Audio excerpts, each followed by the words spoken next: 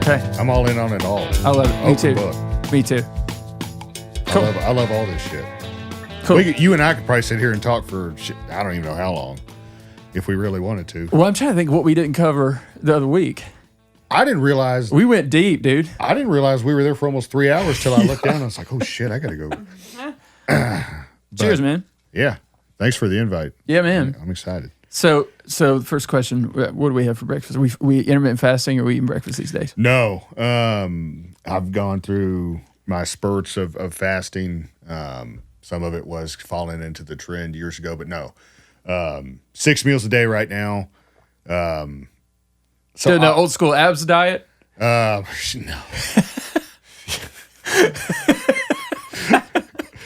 That's a good one, though. You know. Oh, yeah. Oh, yeah.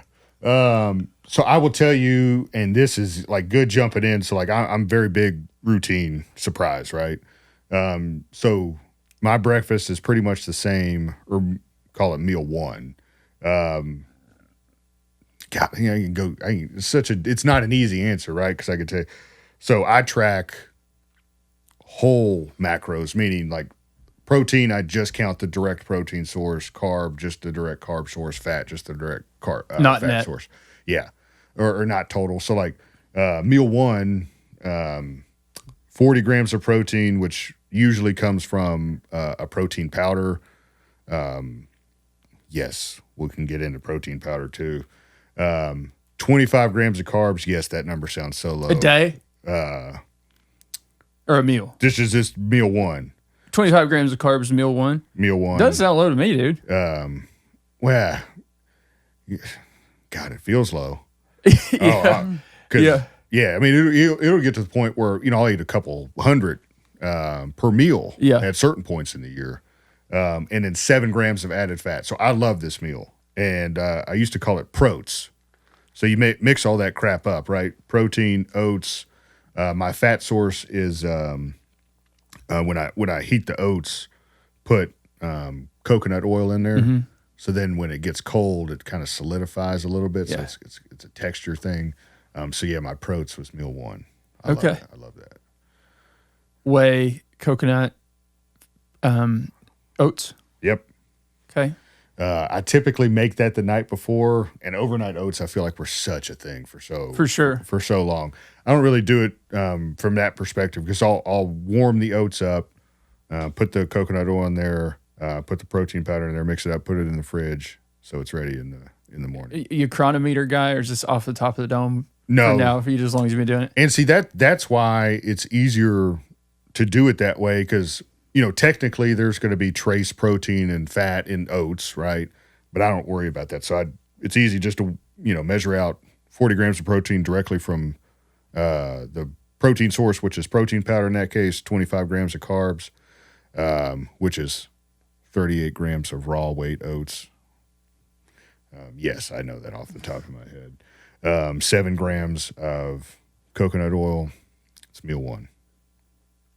So that is net carbs. 25. No, that's gross. Because it net in my mind would net out like fiber. Yeah, right. Yeah. Okay, so you're doing 6 meals a day, 25 grams of carbs a meal? No. I was going to say. So I've got 3 different days. Yeah. Low, carb cycle, kind of a traditional thing, but low, medium, high. So low, 2 carb meals, so 50 grams of carbs. That sounds terrible, and it is.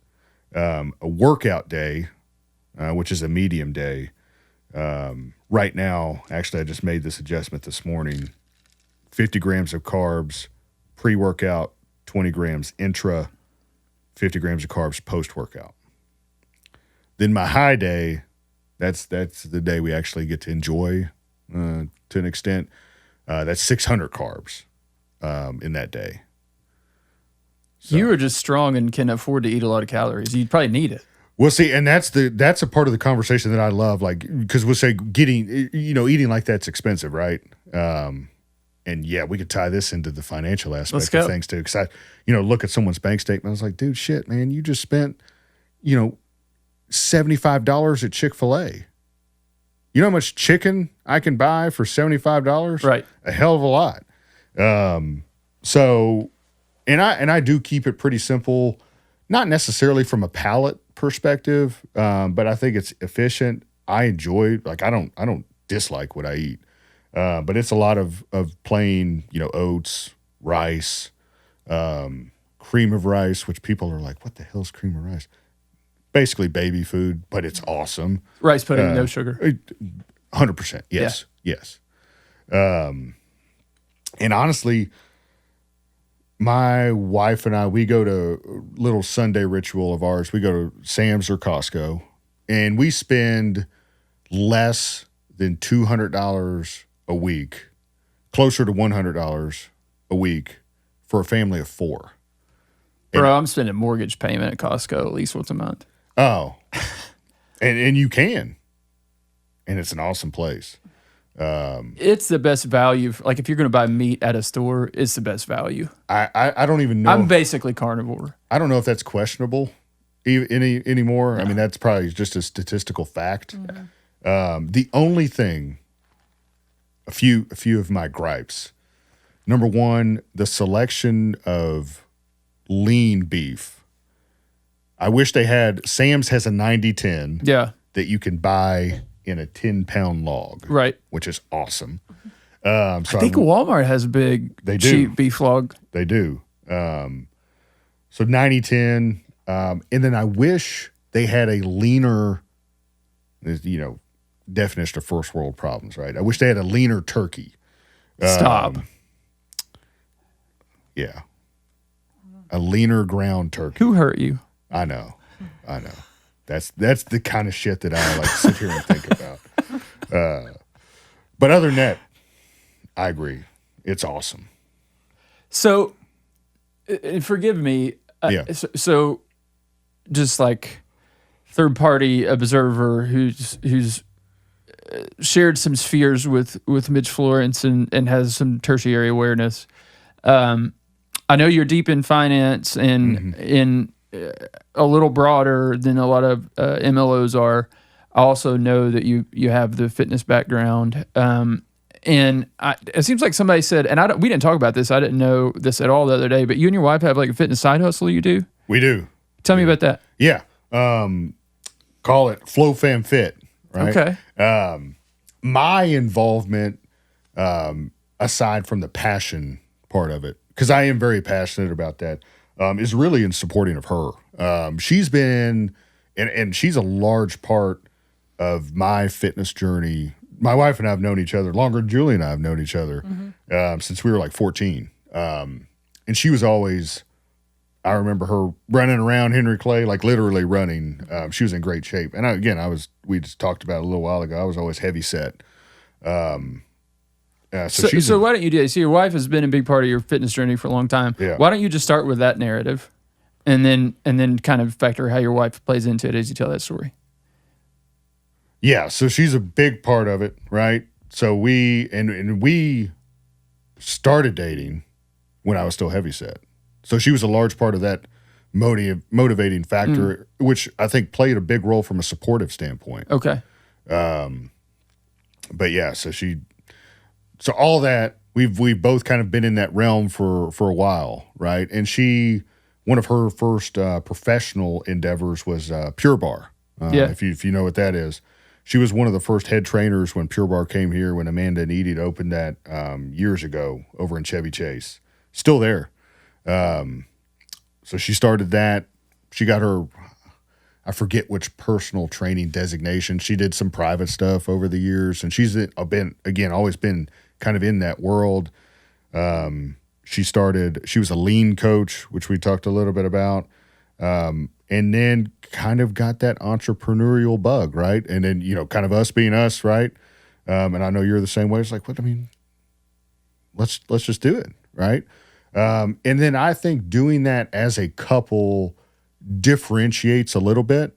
So I like to think that doing that as Flow Fam Fit was strategic in a sense, because that world is so saturated. I mean, you know that. We see coaches, apps, programs. Everybody gets peppered with calls, texts, and emails every day on that stuff.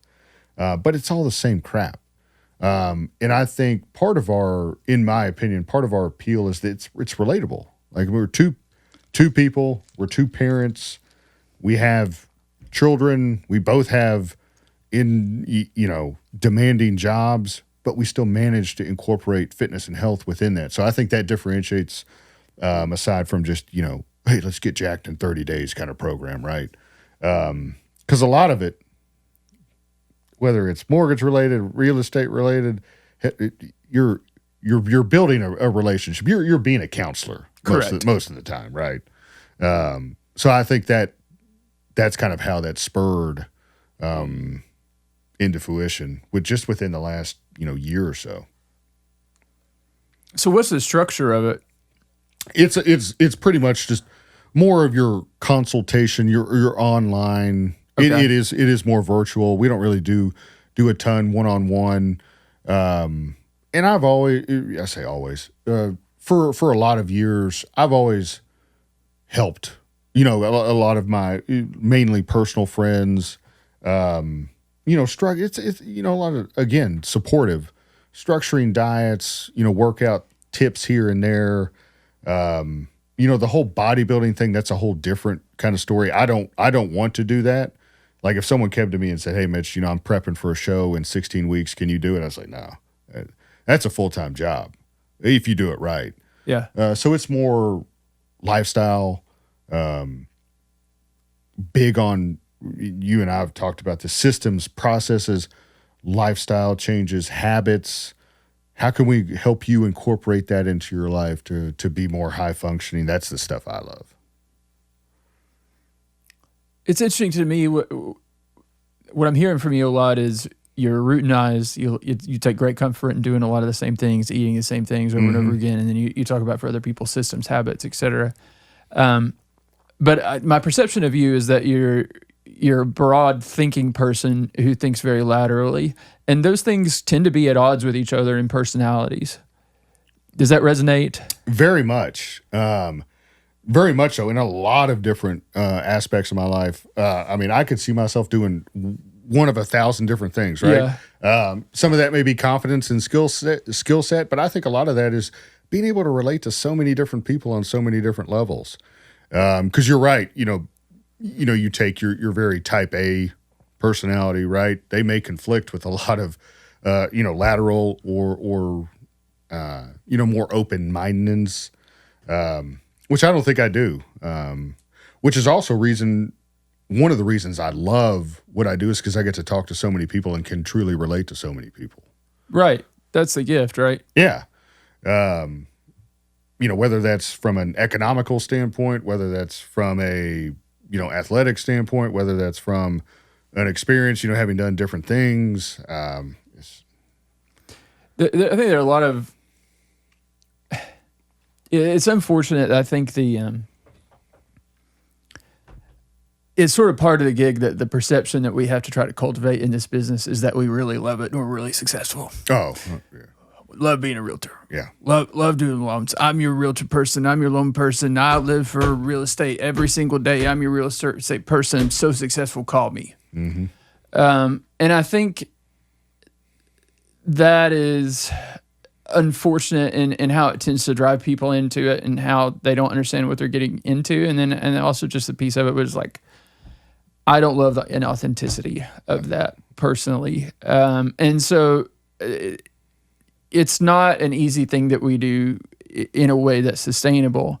All that said, my favorite thing about it is the freedom of it, not in the sense of people think of like freedom of like flexible scheduling. I don't look at it that way. If I have to leave dinner and go show a house because it's going to be sold tomorrow, like, honey, I'll see you later. I wouldn't call that flexibility, but what I mean by the freedom of it is, I think when you're the kind of multi-interested, multifaceted kind of person, it allows you in some way to be yourself for a living, right? Because you just take all those different elements of who you are and try to figure out the best ways to leverage that. And I think if you're one of these people who sort of pursue in life and framing it in terms of Maslow's hierarchy and self-actualization, then it creates opportunity to really align those different pieces of who you are with your life in a way that other things don't offer. And that, I mean, other than the helping people piece, that's one of my favorite things about what we do. And I think I see that in you more than most loan officers. I appreciate that, and I would agree wholeheartedly. It's been glamorized to an extent, and maybe more so on the realtor no side, doubt. Yeah. Right? I mean, frankly, and I love this show, so don't judge me. But $1 million listing. Oh yeah. Right? I mean, I think everybody thinks that's how all realtors are. And a lot of this data has been coming out in the last year or so with everything that's going on. I mean, your average realtor, especially in this MSA, sells 0 to 1 homes. Correct. Right? So I think people's perception is very, very skewed. And, on the mortgage side as well, to an extent, probably not as recognized because we're not as, in my opinion, public facing. Well, and you're more restricted as far as what you're able to say and how you're able to advertise, right? But Correct. you are in your own sort of different networking, like sort of realtor facing side, right? Absolutely, and try to be. And I think you are seeing that come back around, or not come back around, but come around from especially social media standpoint.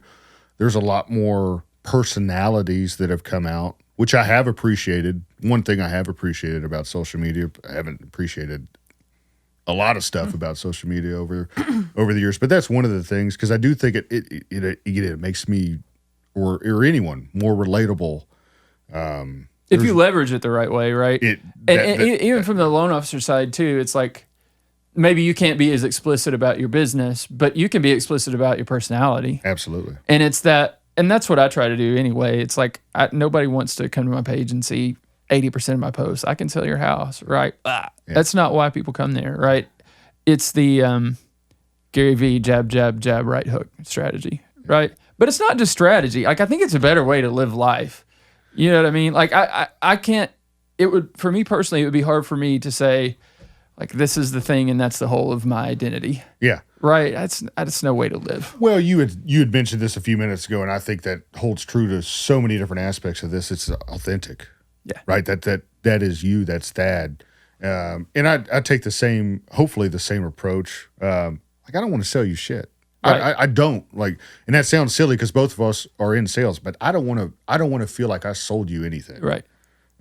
If I could benefit you or help you, that's truly what I want.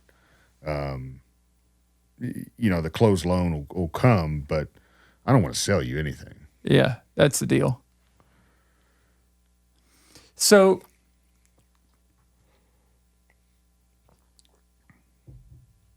I know that you were an athlete, played baseball at Transi. I did. All 4 years. All 4. What position you play? You want to take a guess? I'll give you a hint. If you looked at me, you would not identify a position if you know anything about baseball. Okay, if I'm looking at you and it's the opposite, I'm going to say pitcher. I did. Yeah. Yep. You right-handed? I am. Okay. So you know where this is going, yeah. I will tell you this: if I was left-handed, or a clarification, I swing left-handed. I play golf left-handed. My brother's like that. Thanks a lot, Mom. It was explained to me when I was a child because I loved baseball. I mirrored what they did. So my mom and my dad were right-handed. So when they were standing on the right side of the plate, I mirrored them. So that's why I started to swing left-handed. But I threw right-handed. It's like, damn it. If I threw left-handed, should flip that. Yeah, right. 100%. If I threw left-handed, better than average chance, I would have had a higher trajectory. I threw decently hard for a 5'9" right-handed kid. Upper 80s, low 90s. But in the grand scheme of things, especially in baseball in the early mid 2000s, that's a dime a dozen. Better than average breaking stuff. But I loved pitching. Not because I liked to be the center of attention, which is also kind of that weird like bodybuilding. Like, I don't want to be the center of attention. I liked the control. I liked having the control. I liked having a true effect on the game. I I also think about this sometimes. I started catching. I caught for the majority of my life, but I could throw pretty hard. So to look at you, I would say that guy's a catcher. Absolutely. Or, a third baseman. Yeah, I get that sometimes. Right. But yeah, if I'd have stayed as a catcher, I wonder if I would have had a different trajectory. So was that, I don't actually know at Transy, is that how you paid for school? So Transylvania is a D3, which cannot give okay. athletic scholarships. That's kind of what I thought, yeah. So academically, I did have some scholarship. Okay. Thank goodness. And you did finance undergrad? Concentration in finance. Business finance. Yep. What made you decide that? I have always been more mathematically and scientifically inclined. Never a big fan of language arts or any of the arts, quite frankly. And I will tell you this: looking back now, I don't think I recognized this then, but going to a at certain points, very liberal, but liberal arts school. Yeah, no question. Such a benefit for me, not necessarily from a mathematical or scientific perspective, right? But more well-rounded. One of my favorite classes that if you'd have told me this, I'd have lost every penny that I had, was rhetoric. I could see that for sure. What? Oh, yeah, right? I mean, even saying that, it sounds weird, but yeah. Some of that was probably the professor, but I don't think I ever really understood that you can change the way people perceive you, people market to you by the way you talk. How you could, which it hopefully this makes sense now, because you all know me in my professional world. I like the communication aspect. People say that, but people don't communicate worth shit still. But I think that's one reason why. I could trace it back to that class. People don't realize how multidimensional communication is. Oh, it's the inflection, it's the word you use, it's how you carry yourself, it's your body language. It's a rich subject to try to think about. What were some of the lessons? You said that was the most profoundly impactful class for you. What were some of the lessons you took from that?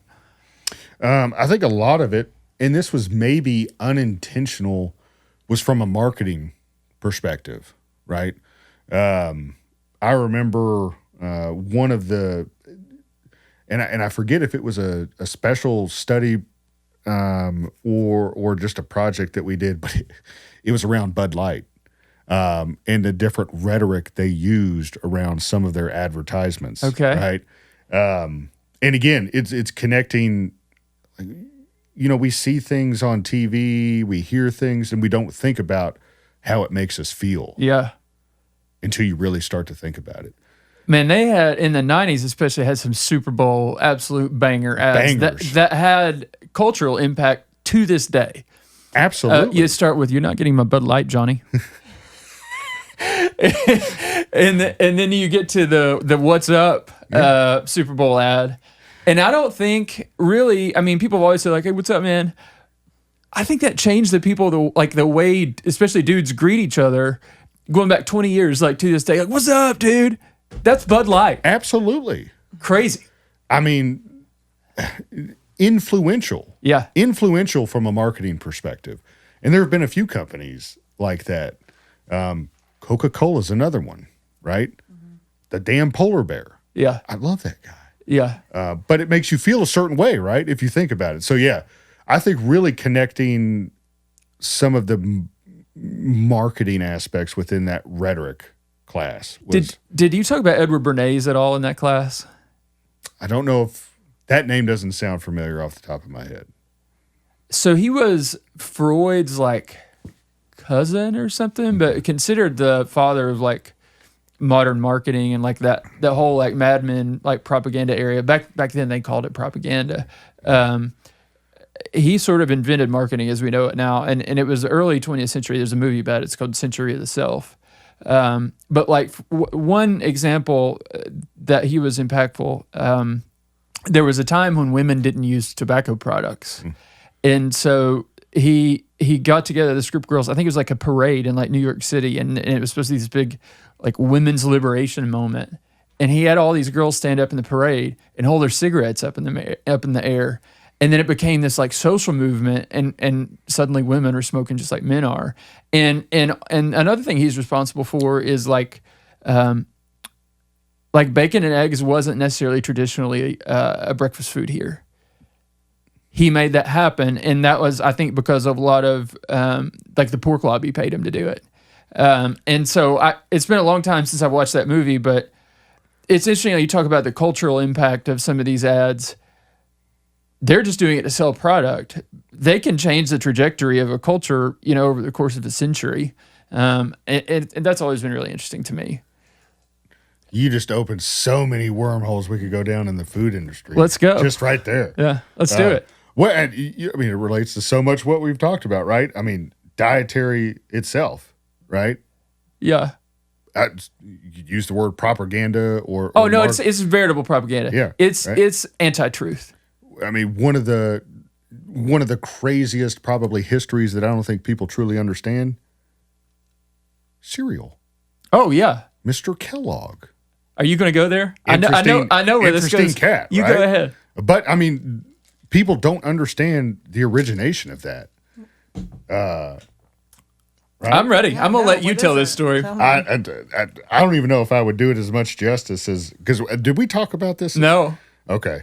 I mean, that was basically a damn social experiment, right?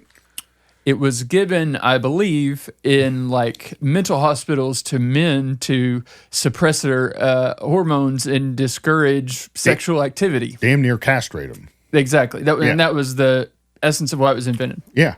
And that's the most PC way I can say that. Correct. And we could leave it at that. But then look what it has turned into. Right.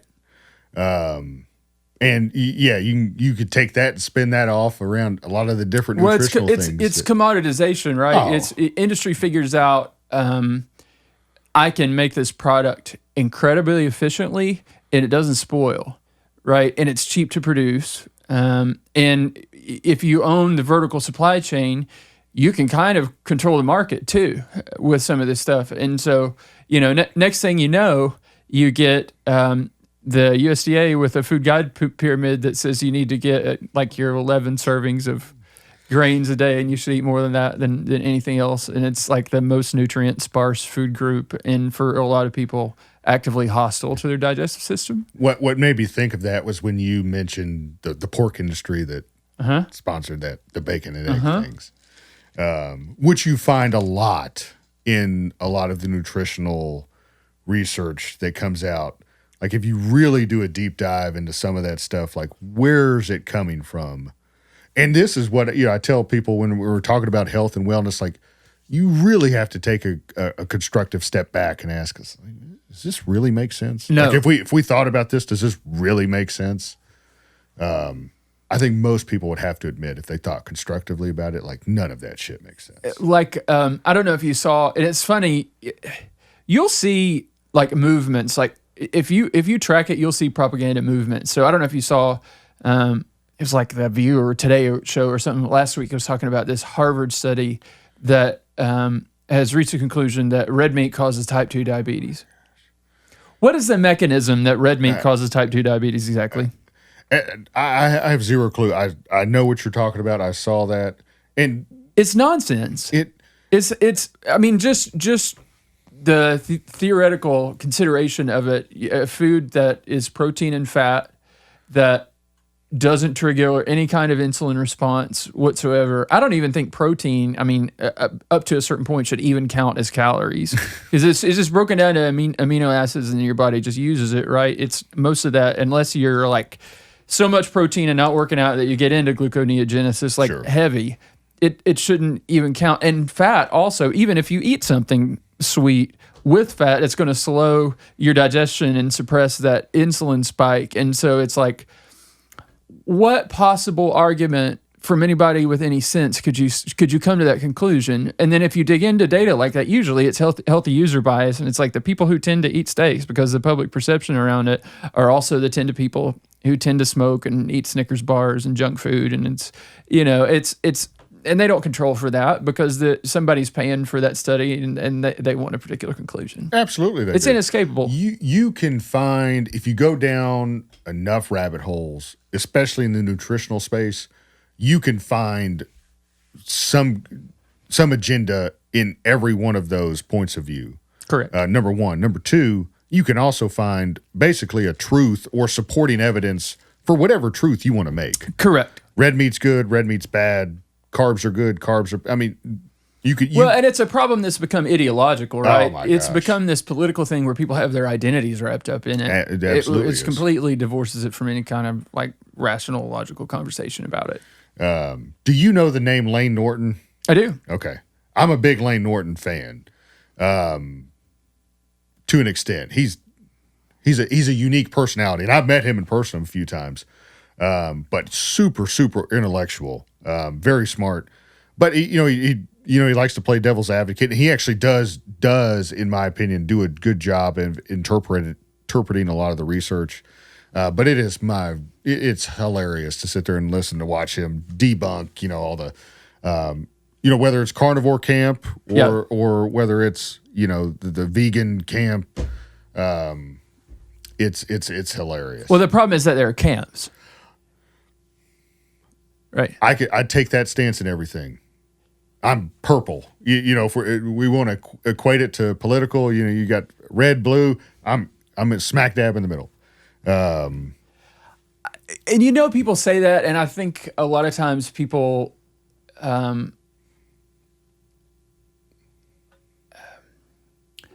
let me restart that. So I would say people say that, and what they really hope to mean is that they're not tribal.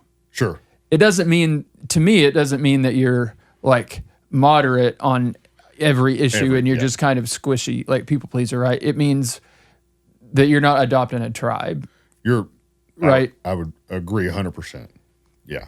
And I think it's a crisis of identity right now, because I think what you see is with the effects of social media, and everybody beats this drum, but I don't know if they say it this way, which is, there was a time where you had different people that had different perspectives and different, wiring in terms of the way that they think.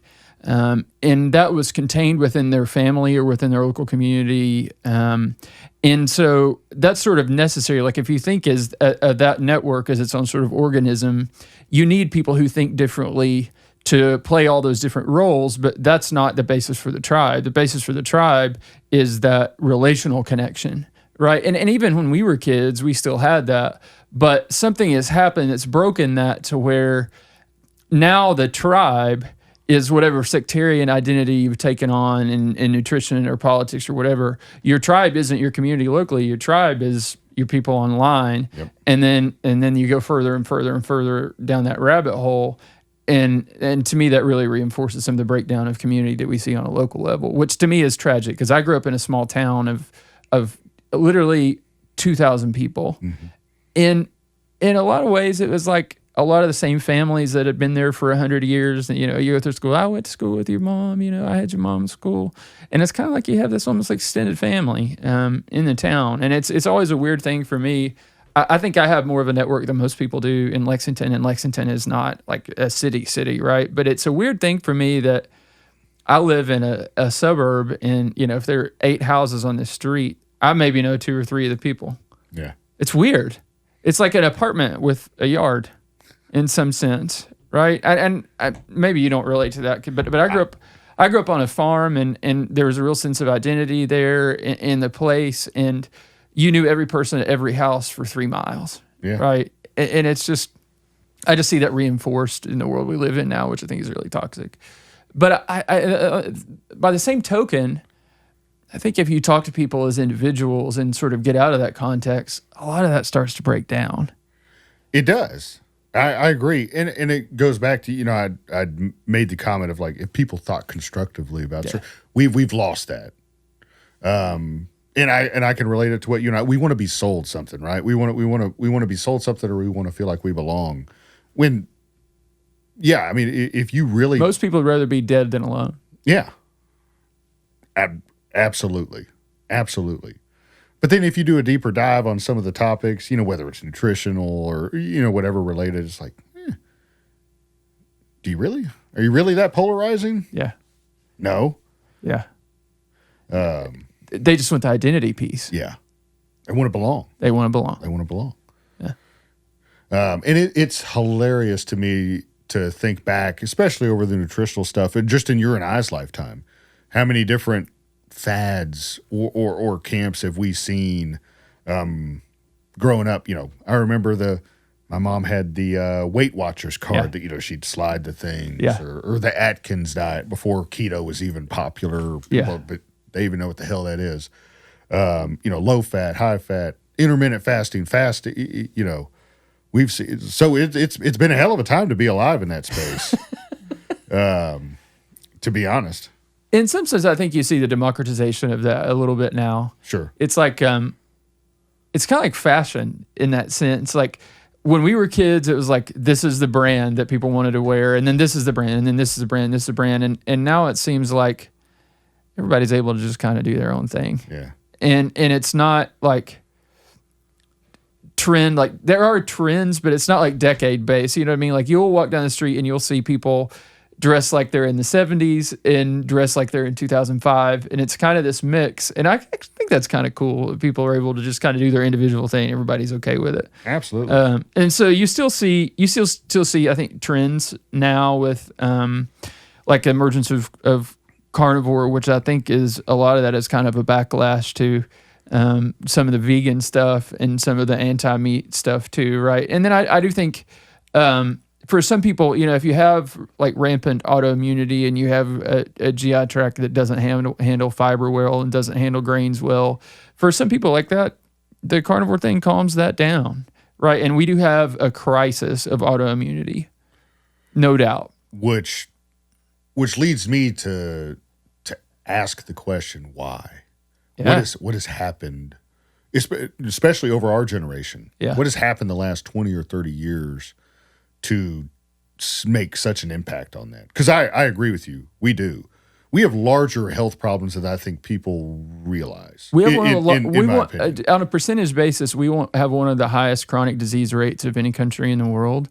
And I think we are the only developed country whose lifespan, expected lifespan, is actually decreasing. And we spend more money on healthcare than anybody else on earth, and it's not close. Yeah, and we could open that can of worms. Like in a country with such a robust healthcare system. Yeah. Why? Well, I think there are a lot of reasons. Yeah, there are. And it's a synergistic effect of a toxic stew of food supply, medications, environment. And then also I think there's a psychological piece. Modern medicine doesn't look at anything holistically at all because it's just everyone's specialized and you're treating one particular set of symptoms that you can target with any one drug. But you can't tell me that if somebody has a genetic predisposition for some particular type of autoimmunity and they eat bad food and they're under incredible stress all the time because they live in an environment that is not consistent with their wiring as a human being for how they're supposed to interact and have relationships, that all that doesn't work together to drive some kind of chronic disease eventually. Of course it does. Absolutely. But no, we can't have that conversation. You can't say that. Because you can't pass a law to fix that. You can't come out with a drug to fix that. It's like so many things. You can't have nuance. It's somebody has to benefit, somebody has to lose, some tribe has to win for any conversation to happen. I agree with that. One of the things, especially kind of over my personal like health and wellness journey, I would say, was thinking about it on a level of totality. Right. Mm-hmm. When we say health or wellness, I used to think that, you're like, dude, you're jacked and tan. Yeah. Cool. Yeah. It's so much more that you mentioned a key thing that I don't think people give enough credit, and that's stress. And I have, by the way, audience, I have blood work to back all this stuff up. No doubt. The impact that stress can make on your health and wellness is truly baffling. And people don't think about it. Obvious things. Chronically elevated cortisol is going to mess with your blood sugar. And if you don't sleep because you're stressed, it's going to mess absolutely everything else up. Sleep's one of those things that I think, again, coming back full circle, is becoming more of an appreciation. It's the most important thing we can do. I'm sitting here stuttering because, like, the key things that people could do, like, people talk about diet and lifestyle changes. Like, dude, if you stayed hydrated, if you drank enough water, right? If you slept adequately, now adequately, we could probably sit here and argue 6, 7, 8 hours a day, but got some adequate, good sleep, right? Moved a little bit, got some steps. Doing those 3 things, simple things, would literally change people's lives. I saw this thing, and I'm going to completely make this up. And it's like something like over the age of 70, getting 10,000 steps a day walking cuts all-cause mortality by like 50%. Yeah. It wouldn't surprise me. Yeah, there's wild numbers about just getting steps in and the impact of that. Walking is, and I can tell you this personally, anecdotally with clients, observationally with friends in, the physique sports space. Walking is such an underrated form of, people like to trendy words, fat loss, right? Yeah. Such an underappreciated tool for fat loss.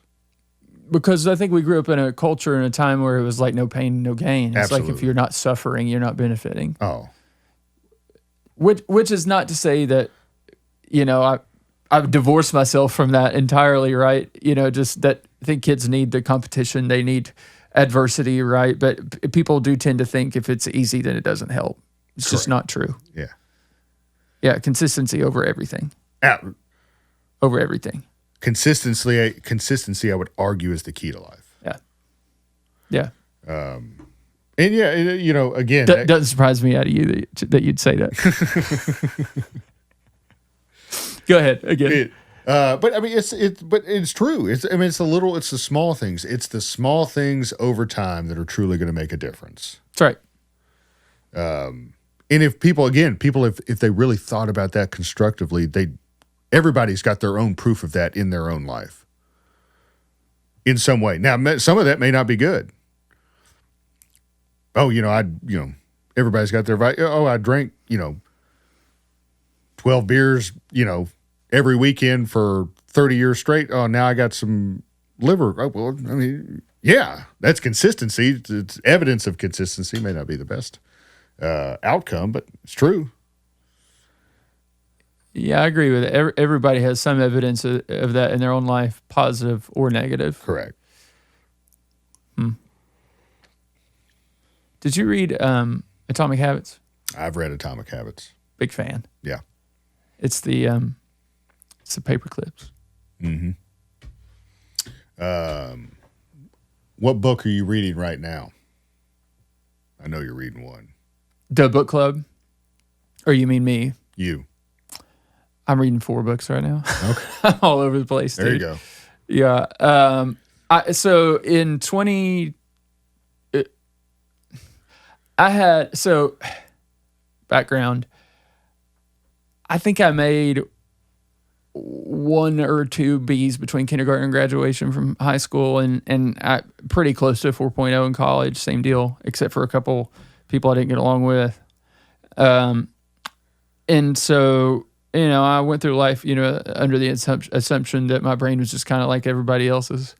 And some things happened to me in a drug that I was given that really negatively impacted my nervous system. And that's an understatement. It was the hardest thing I've ever been through in my life. In 2021, is a drug that was given to me for heartburn, of all things.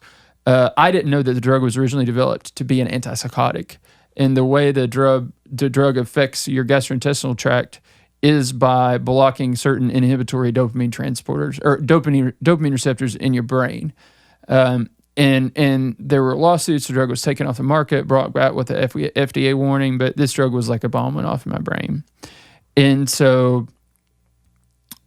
and without spending the next 2 hours talking about that, I've already done other podcasts about it, and it'll always be a part of my story. But just for context, no one could help me. Everyone said, "Oh, this is out of your system," and no one really could understand what was going on.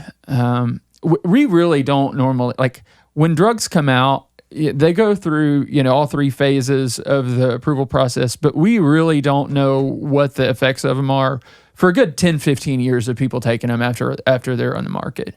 And so this is one of those stories where the doctors who gave it to me were ignorant. And because of what it did to me physically, psychologically, I dare say even spiritually in some sense, and not being able to get help, I had to take this like all of the above kitchen sink approach to trying to rebuild myself in all of those different dimensions. And so it was like, I don't know what the answer here is or what's going to fix me, but if I just get back to like elementary school basics and think about, okay, what are the things that are good for me that I don't do? And what are the things that are bad for me that I do? And how do I shift that balance, right? And so it's like, really get more strict about my diet, which is something that was already sort of a long-term project for me anyway.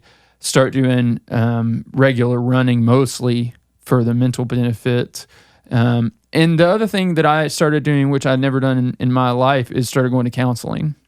And the thought behind that was, maybe if I go do this, it's not going to fix the problem that this medication caused for me. But if I can work on so many of those other aspects and elements of who I am, then maybe I can improve my life in such a radical way, in my perspective in such a radical way, that I cope better with how this drug has changed my nervous system, right? And maybe in some way there'll be some overlap and benefit to sort of my healing internally, because I don't think you can disconnect that psychological piece from the physiology of like we were talking about earlier.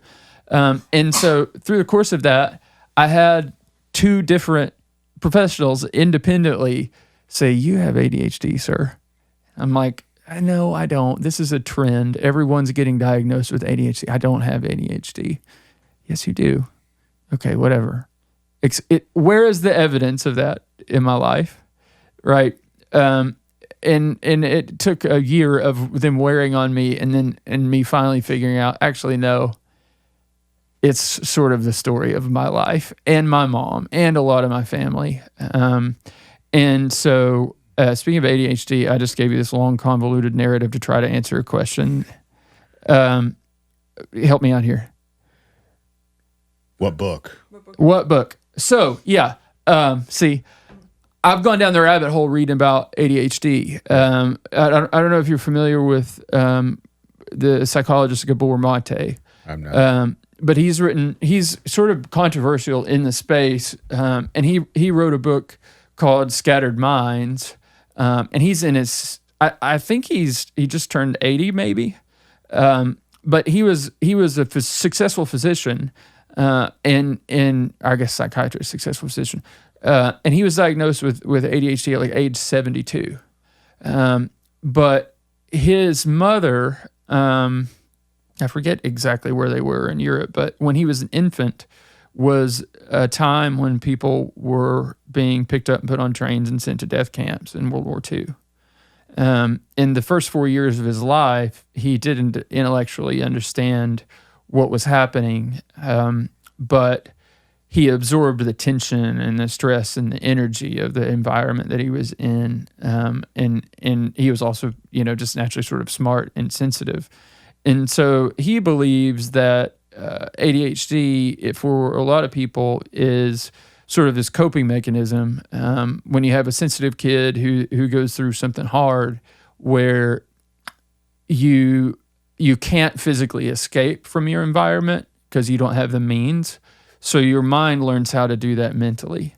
You develop the capacity for distractibility as a coping tool, and that's something that can serve you, younger in life, but it can become a problem later in life. So that idea is sort of appealing to me. I don't think that I had a childhood maybe as traumatic as a lot of other people did, but I've just kind of gone down the rabbit hole in his books and other people's books in trying to understand my relationships as I've gone through life, and the way that I've tried to be for other people's benefit when I didn't even realize it. And I think, kind of what we were talking about earlier with having a ton of different interests and trying to find a world where I can live in where I can be myself for a living. That really is kind of a narrative ADHD, right? It doesn't mean that you're not smart or that you can't work hard. It just means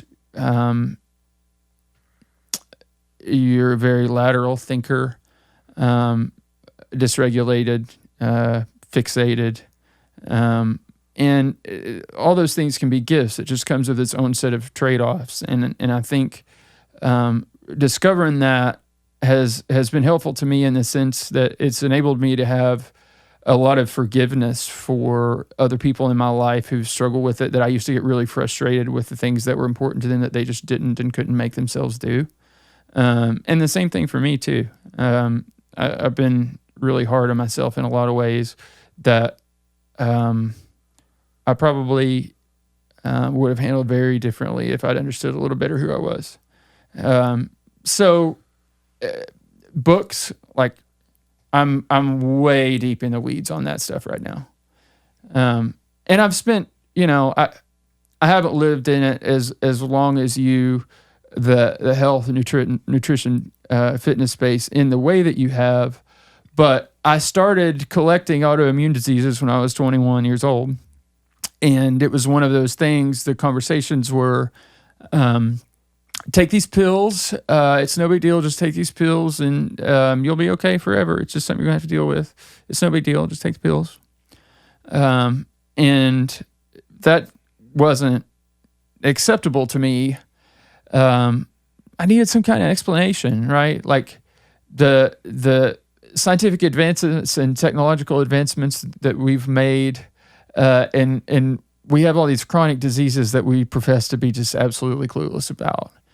And so I went down a lot of different rabbit holes throughout the course of my 20s, trying to educate myself and trying to learn, why did these things happen to me and why do they happen to people? And I started developing like pretty wild sensitivities to a lot of different kinds of foods.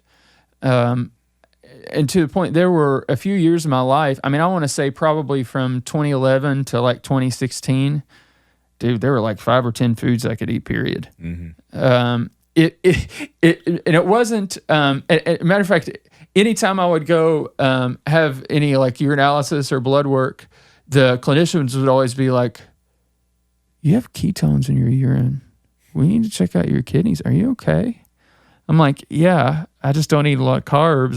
It's something that works for me, right? There's a lot of meat, a lot of sweet potatoes, a few vegetables, a few fruits. It's basically paleo, but probably more strict than most people do. And that worked for me for a while until I was able to find some other modalities to where I could liberalize it.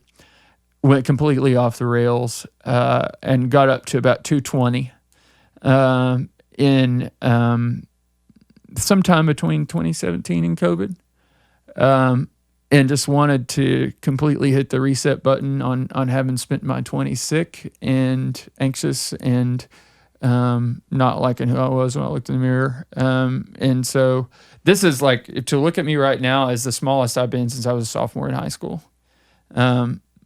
Next move is to try to get strong, but yeah. I wanted to just hit the reset button. And the last time I felt really like fully myself and healthy was when I was at this weight when I was in high school. So I guess it's more just a psychological thing I was trying to do than anything else. And you asked me what books, that's a tangent. What books, I guess, to me is another way of asking, where's your head at right now? Yeah. What are you pursuing, right? So that's the answer. I like it. So I got to ask, so all the manipulations that you did over the years, was that purely your observational and anecdotal evidence, or did you seek professional help? I did. With nutritionists and stuff like that? On the nutritional side? Dude, so here's the thing. I went down so many ridiculous rabbit holes. Yeah. Just this process of like trial and error, like, okay, this explanation isn't sufficient. Let's try this one. Let's try this one. Let's try this one. And that's one of the frustrating things about conventional medicine and conventional nutrition doesn't have answers for a lot of things. And so you start to look outside of that for answers, but then that becomes the wild, wild west. Yeah. And there's the signal to noise ratio is pretty low there. And so you kind of have to go on this journey of trial and error, and see what figuring out what works. And so to answer your question, yeah, I sought out the help of many professionals and had a ridiculous amount of labs done and a ridiculous amount of money with different doctors. And I never, it was like I would never get the same story twice, or I would get the same story over and over and over again, regardless. Like it was like a trend from like, I want to say like 2011 to 2016, 2017, every patient who walked into any like holistic doctor's office was like, oh, you have candida. That's your whole problem. You have a yeast problem. And so they start throwing all these supplements at you to deal with your fungal infection. And it was just like, you walk into a doctor's office and if all you have is a hammer, everything looks like a nail. It's the same thing when you walk into a lot of these holistic sort of naturopathic perspective offices, because they all sell supplements, right? And so it's like, when all you have is a hammer, everything looks like a nail to them. So I think, in some sense, we really are kind of on our own, honestly. But to say I did have, so I had all these labs done. One of the first things I did in like 2011, when things started getting sideways, I went and had a SpectraCell analysis done. Are you familiar with that? I have not had one. Yes, I know. And so the theory on that is that the serum levels of different nutrients and things in your blood are not necessarily representative of how your body's functioning, because it doesn't measure how effectively your body's using these things. And so SpectraCell is a little bit deeper dive into how your cells are using your nutrients.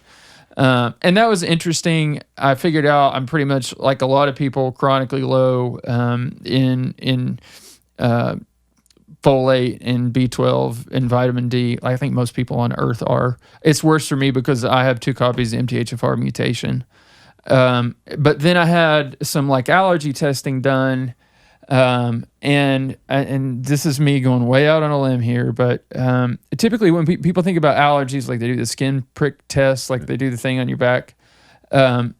What they're looking at, I think, and I'm probably going to get this wrong, but there are 3 different classes of antibodies. So there's IgE, IgG, and IgA antibodies to different substances. And so the skin prick test only tests for one kind. So you have a blood test, and then you get this report back, and it's 10 pages long, and you have, these like bars and stuff, and like this is how allergic you are to beef, and this is how allergic you are to milk, and it's like a spectrum on everything, whereas the skin thing is like binary.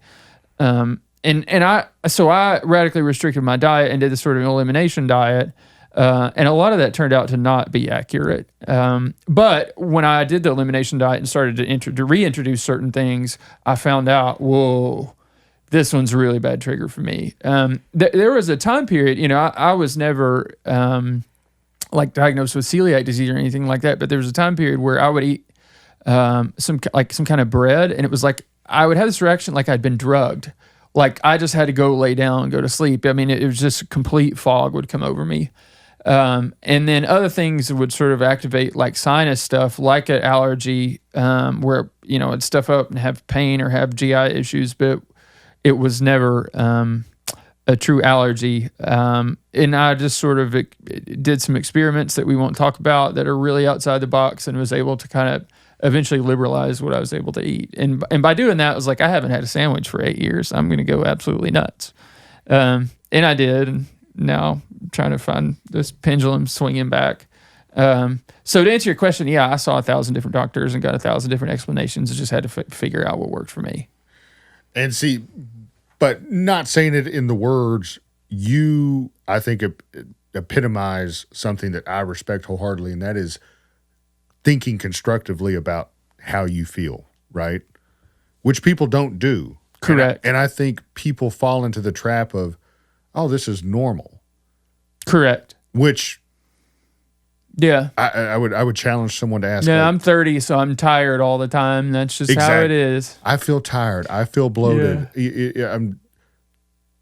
But that's just normal. No. Like, no. Right. Like, that's not how you should feel. Right. No. So I applaud you for that.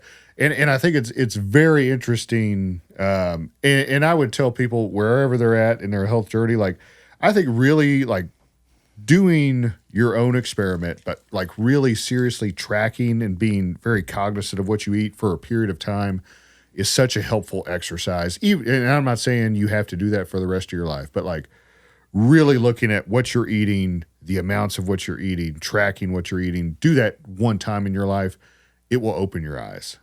Well, and I that's absolutely true, but I think there's like a broader implication of that. I've seen so many people in my life that once they get to the point where they start thinking constructively and intentionally about nutrition that way and start implementing it, and then their bodies and their minds start changing, it's empowering in the sense that you start to realize, actually, I can have some influence over all these other different things in my life that I've always felt totally powerless about, right? Because it's, first you develop that discipline muscle, but the other thing is you get that perspective where you do the work and then the world starts to look different, right?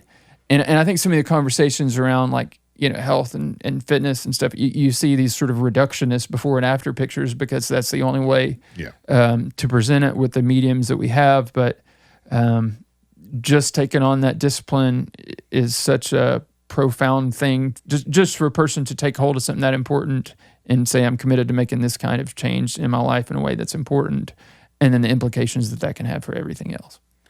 I think it's a mindset different too, right? It is. And I've been big on that word, especially in the last couple of years of my life personally, mindset. Because again, another thing that I think we take for granted is how powerful the mind is, how much that weighs into everything. It's all mindset. So, rabbit hole on that. Yeah. We live in a world with science and physics and medicine and engineering.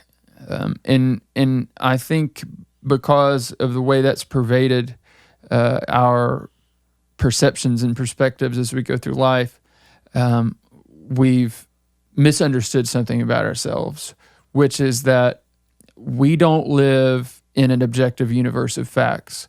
Our perceptions as human beings are limited. We filter out 90% of the information that our five senses pick up, and then we probably only remember a very small percentage of that. And so what's the thing that calibrates those filters? And the answer to that is the story that we're living. How are we framing it? When we walk into a classroom and we see 30 chairs and 20 people and you walk out the door, it's like, what was that girl in the back row? What kind of shoes was she wearing? You saw him, but you don't know unless she's really cute, right? Because that's not what you were in there for. And so our mindset, in some sense, not only influences the actions that we take, it influences our perception of everything that happens around us. Because of those limitations in our perception, our mindset changes absolutely everything. And that reverberates into every area of our life. Because we're all living a narrative. Absolutely. Even if we have this intellect that we can use as a tool, that's not what we are as human beings. We're all living a story. Have you ever gone down any, feel free to not answer, like meditation? Heck yeah. Okay. This is something that I've been, again, thinking a lot about personally. I was never big me either. on meditation and I think we have that, again, a misconception of what that is, right? When people probably think of, the Buddha monks, sitting there. When in reality, meditation can, I think, in my opinion, be highly individualistic. But I would be curious to get your feedback and experiences with meditation, because it's something that I've not been great at, that I'd like to do better from a practice standpoint. So something that goes hand in hand with ADHD is anxiety. Sure. In the sense, because you start to see patterns, you put pieces together, you start to tell yourself stories, and the world can start to look scary because your mind is overactive anyway. And so, because I played like every sport at some time growing up, I got good grades, I was like kind of respected in my hometown. I felt like I had the sense of control about everything in my life. And once I got into my 20s and started getting sick with things, it took away this feeling that I had of being able to control things and that things would be okay. Because that was always the bias that I had. I had a support system. I was successful at the things that I tried to do. And so I always thought everything was going to be okay. Then I started to get sick, and then people didn't have answers for me. And then I started seeing people that I love get sick, and people didn't have answers for them. And I start seeing like real world adult things, bad things happen to people that were close to me. And so all my biases shifted, and you try to maintain that sense of control, and it's just not possible. And so that starts to look like anxiety. Not to mention my hormones are completely out of whack, with like starting with thyroid and then everything else downstream from that, right? And so I was reading about meditation, and this is a time, like meditation is kind of cool now. It was not in 2010, 2011. And so this is so funny. I'm like trying to look for like herbs and stuff that are going to calm me down because I didn't want to take like benzodiazepines, right? Yeah. And so I start reading about Ayurvedic medicine and find this place in Lexington that's supposed to have this tea of the certain combination of herbs that I'm looking for. And so I call him up, and this guy answers the phone, and he's like, "Hello, Maharishi, Peace Palace." And I'm like, "Do you have the tea?" He's like, "We do." And so I look it up. I go to the website, and it's like this big freaking mansion of a building on the front of it. And I'm thinking, like, this is the corporate, like, this is the face, like, this is the flagship location of whatever this is. And I scroll down, and I see the address is on Kentucky's, like, Coldstream Research Campus. And I don't understand real estate then. I understand, you know, what the address is. I'm like, well, okay, well, if they're affiliated with UK. Yeah. This has to be totally legit. And it's off Citation over there. Mm. And I drive over there, and I'm pulling up, and sure enough, this big giant like mansion's not the right word. It's palatial to 21-year-old me. Yeah. That was on the website is the actual building in Lexington.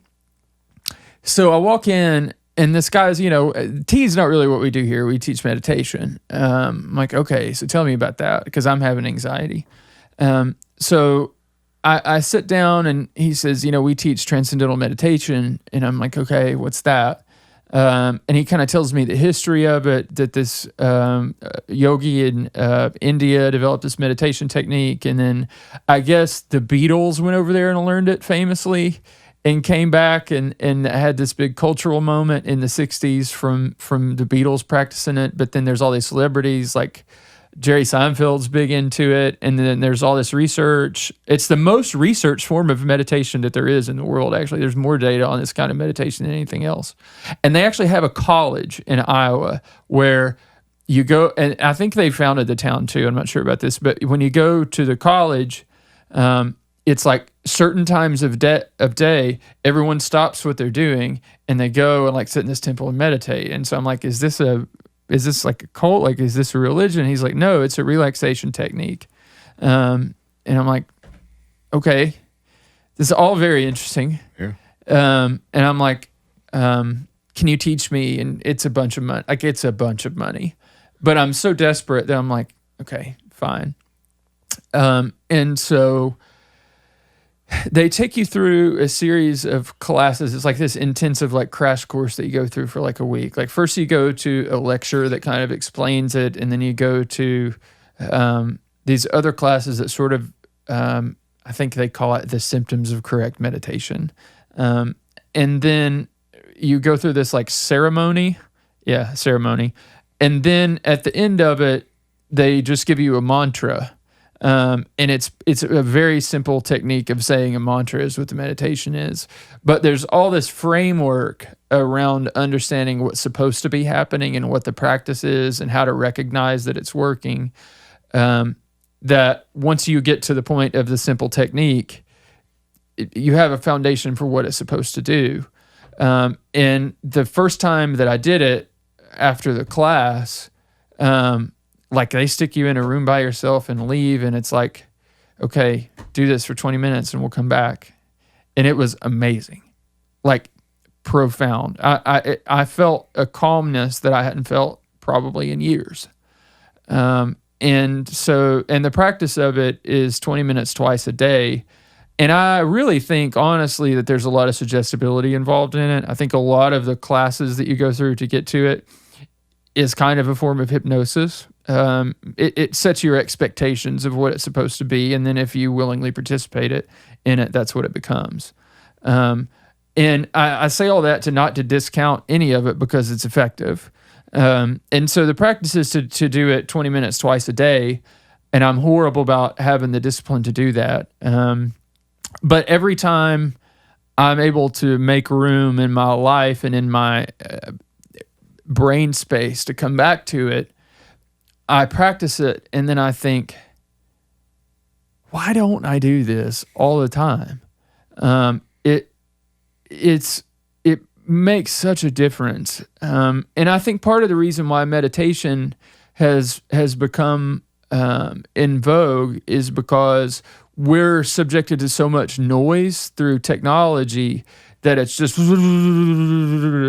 And so I think as sort of an antibody response, collectively, we're saying to ourselves, we need some stillness and we need some quiet to just kind of be present and be who we are instead of being pulled outside of ourselves all the time and find a way to ground ourselves mentally.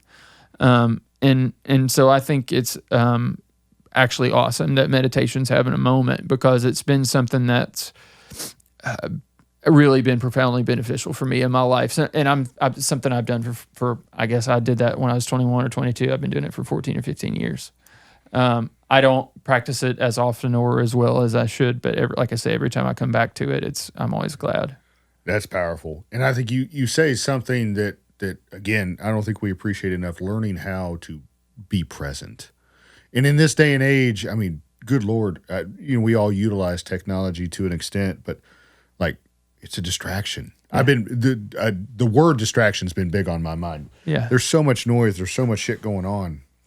I just feel distracted all the time. Yeah, whether it's in business, whether it's in life, whether it's in relationships, family, like learning how to be present, I think is a lost art. It's a skill that requires like dedication and it requires cultivation, because it's you're kind of going to war with your environment to be able to do that. Absolutely, you are. I saw this quote the other day, and maybe this is cheesy. I've never been look, I was raised in a small community, conservative, non-denominational church that leaned heavy Baptist. And so I would say I was raised Christian and never abandoned that, but I would never consider myself really a spiritual person in terms of the way I interact and feel connectedness in the world. And a lot of that has always seemed kind of cheesy to me when I was younger. But post-Reglan, which is a drug that messes with my brain, this is a world that I've sort of waded into. And so when I hear things like this, they resonate differently than they did when I was a kid, which is this quote that said that the soul speaks at a whisper. So, and what that has to say is profound and orienting, and some of the most powerful things you can uncover in your life, but you can't hear it if you don't slow down and listen to it. I love that. Also, eerie, similar how we are. I was also raised Southern Baptist. Yeah. My wife's dad is a Southern Baptist preacher. Okay. Amazing human being, but go ahead. You were raised Southern Baptist. Yeah. But I would probably consider myself, again, spiritual, never abandoned that, but never to that extent. Are you, there's this book, I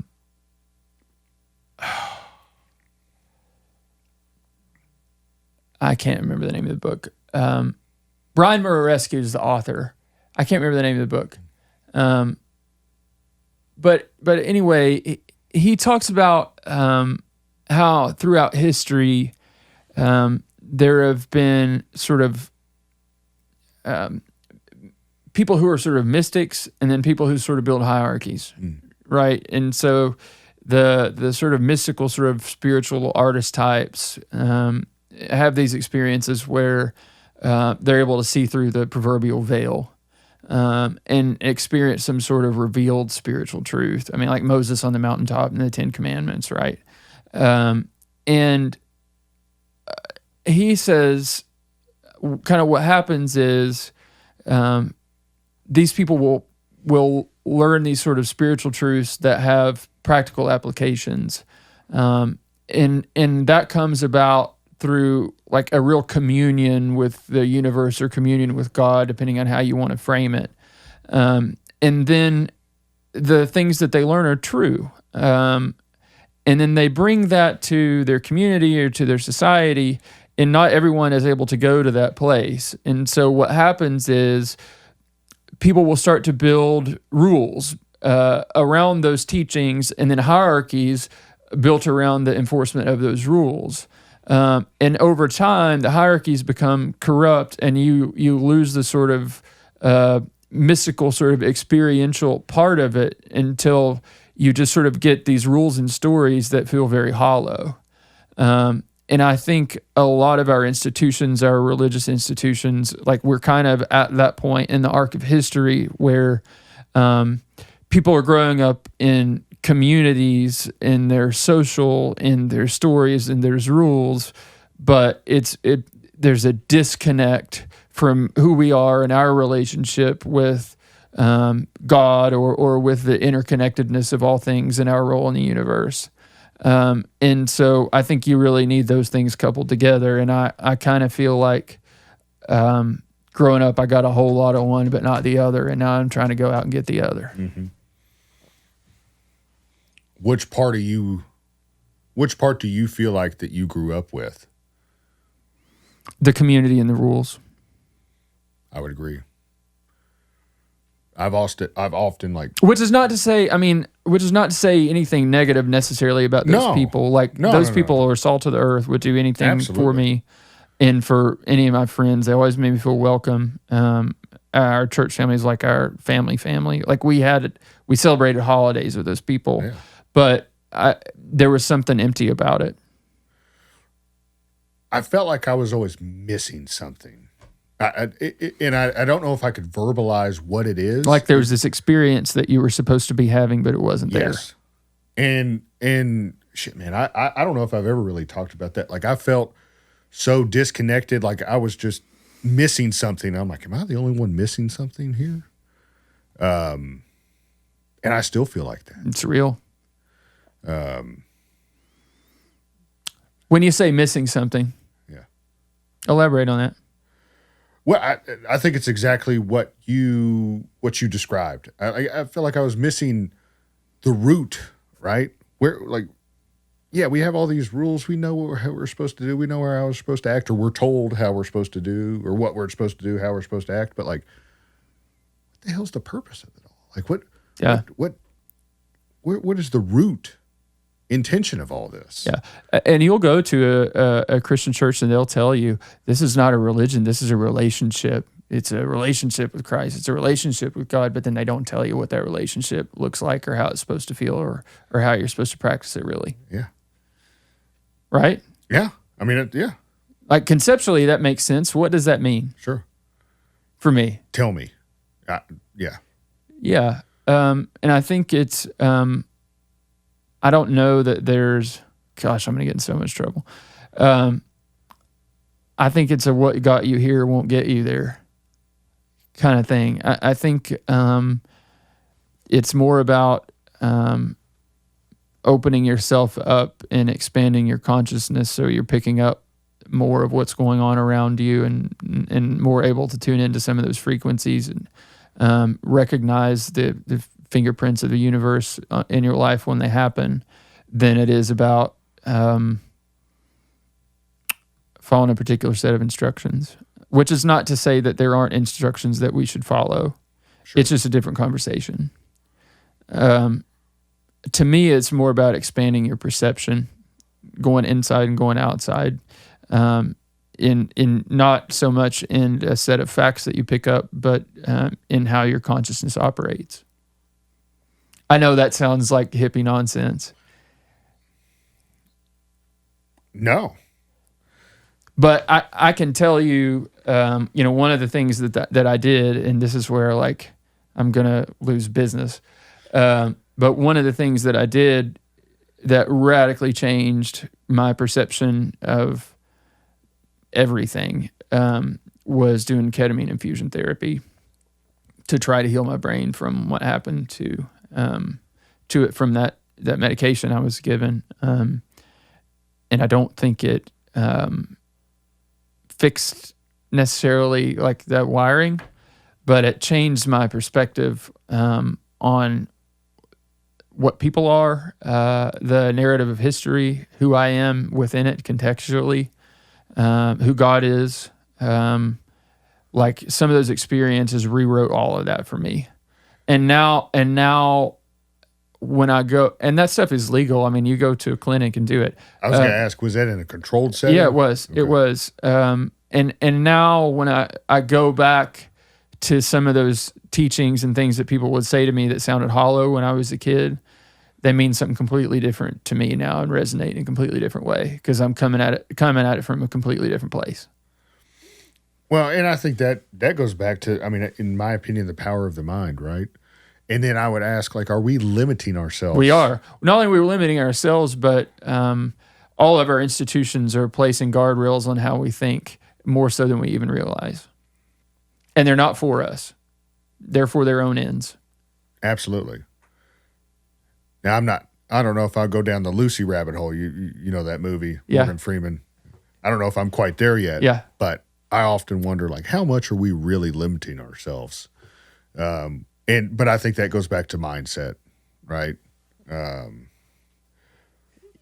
It does, but that's almost a reductionist way to say it. It is so reductionist, I don't verbalize that well, because I mean much more than that.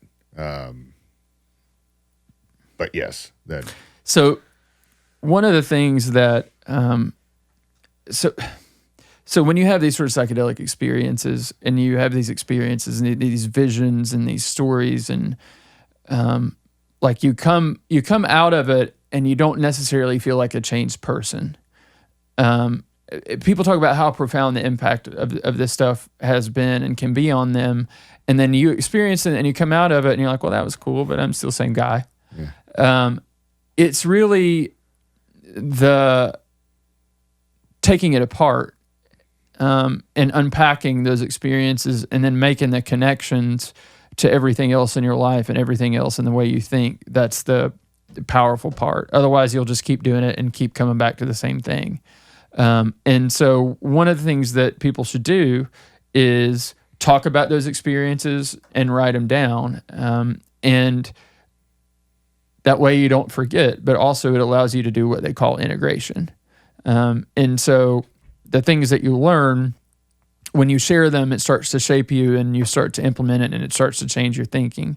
So I've written a few trip reports on that and they're published on my Substack, which it's been a while, so I can't recount them, but I'll put the link in the description. I'll send you the link if you want to read it. It's pretty interesting stuff. Yeah. That kind of leads me to, we talked about meditation from another kind of habit. Do you scribe or do you write things down very much? I've never been into it, man.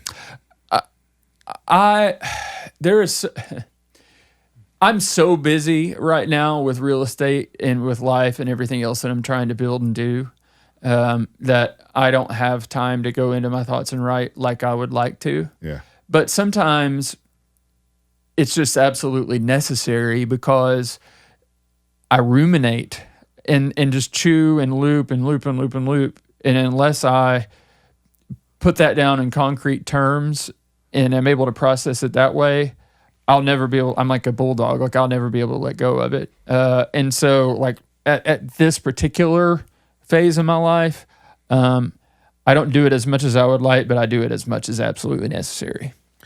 Journaling and all of that stuff, again, something that I've never really done. But I agree with you. I overanalyze things. It's to sit here and think about something forever. I've often wondered if journaling or writing things down would help. You should, and it's not necessarily.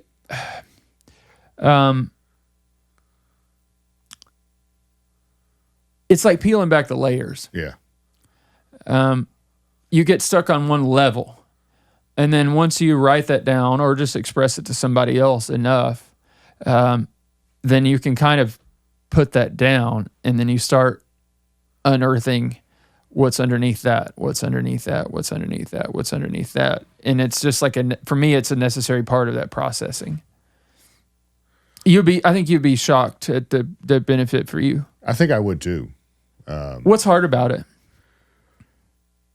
Probably some of it's as simple as the perception of it, right? Sitting here writing in a diary, right? I'm sure that's some of it. Look, throughout most of history, especially people of European descent, if you had any money, you had a study in your house, and you would sit there and you would read books and you would write, and it was one of the most masculine things you could do. Yeah. So and people think of like a 90s sitcom and some girl sitting in her bedroom writing in her diary, "Dear Diary." Yeah. Whatever, dude. Who cares? Yeah. I agree. Let's be honest. Like most stuff, there is no good excuse. There's no good excuse. Are you afraid of it a little bit? Probably.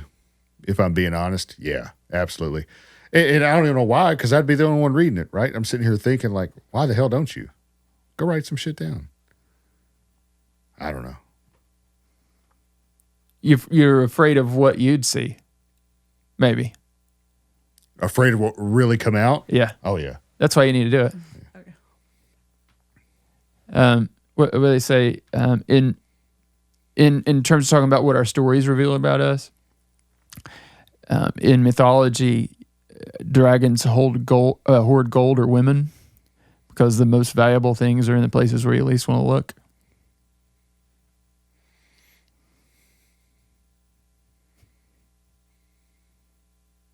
So I would do it, and I highly recommend it. And I wish that consistency again. I wish it's something that I do more. But honestly, part of that is why I do the Substack thing. Yeah, it's not.